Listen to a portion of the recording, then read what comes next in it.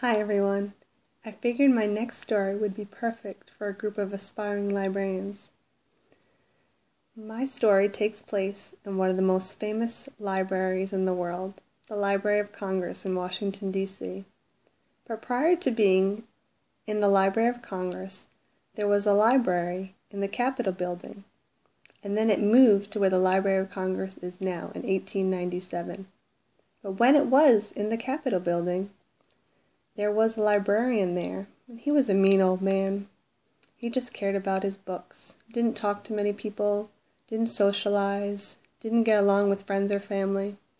He spent most of his time in the library. And because he spent so much time in the library, he knew what books people never took out of the library.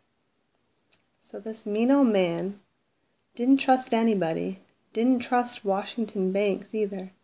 So he used to take all his money and put it in the books that weren't being used and store it there, kind of like his own little bank.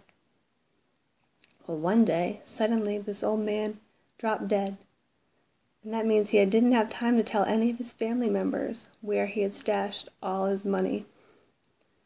Some people today can still hear him going through the books, looking for his money, just thumbing through it.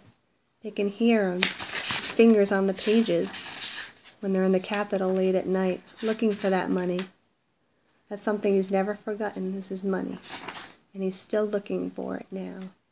So next time you're in the Capitol of Washington, D.C., and you hear that, that's that mean old librarian looking for his money.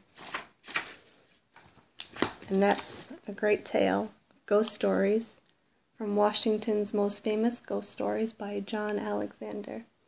It's got a lot of great ghost stories about our nation's capital, and this one being one of my favorites about the Library of Congress.